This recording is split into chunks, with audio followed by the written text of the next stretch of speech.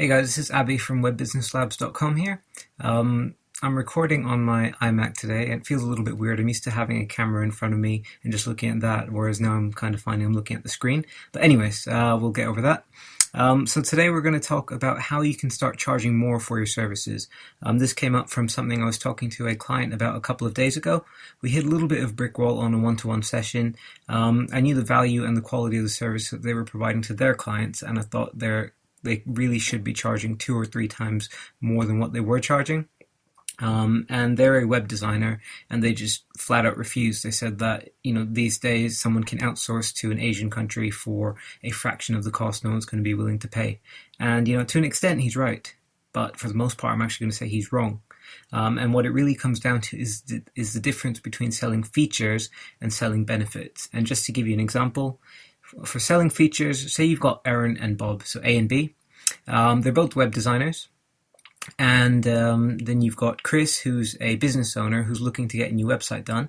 He approaches Aaron. Aaron quotes him $5,000, explains step by step what they're going to do, all the features that are going to be on the website, and that's his quote. So then Chris goes to Bob and uses Aaron's list and explains this is what he wants done. Bob reads the features and gives a quote of maybe $1,500. So that's $3,500 or 70% less than Aaron. Unsurprisingly, if Chris feels that he's going to get the same either way, he's going to go for the cheaper one. He's going to go for the one which is going to save him 70%. So Aaron's going to lose out because he's not going to justify that higher price point. So in terms of selling benefits, if Aaron was to change his approach, I did write this down because I'm not going to remember it, but let's just say Aaron emphasizes the value that he can provide and what it would be worth to Chris.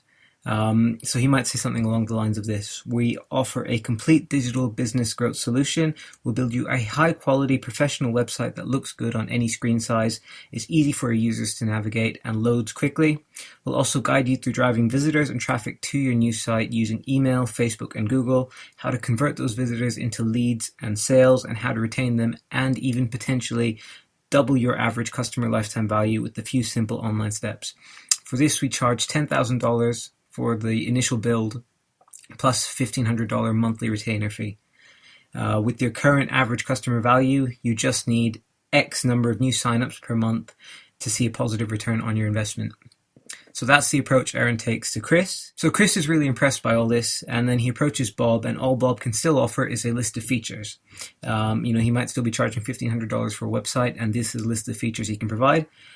And while it's a lot cheaper, Chris is taking it over in his mind and thinking, even though Aaron is a lot more expensive, he's offering a lot more value and is actually going to see down the line a much better return on investment.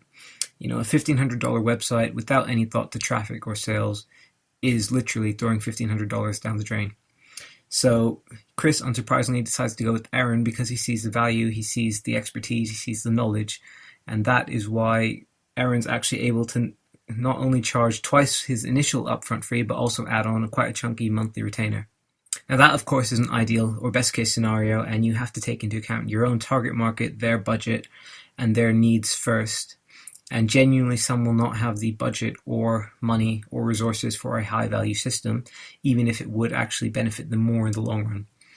But on the flip side, it can actually work for any kind of business type. If you look at the fitness industry, for example, if say you're a personal trainer, if someone was willing to pay you for a block of 12 sessions and just call it a block of 12 sessions, or if they're willing to pay you for a 12-week structured program with a defined end result, you'd actually be able to charge more for that structured program. Say you're an accountant, you can either just prepare someone's tax return, or you can prepare someone's tax return, do an audit of their expenses, find any possible tax savings, find any possible cost savings, and actually show them a real monetary value return on your services. And say you're a doctor, you can either sell a one-off appointment or a defined end result from that appointment. And again, you'll be able to charge more for that. So you name it, and there's actually a way to flip it around and charge more by showing the value, showing the benefits of what you do. So the bottom line is, don't just sell a list of things which someone else can easily replicate. Your USP is always going to be you and the value that you can provide. So just, make sure you get that across in your marketing. All right, thanks very much. I'll look forward to speaking to you again soon.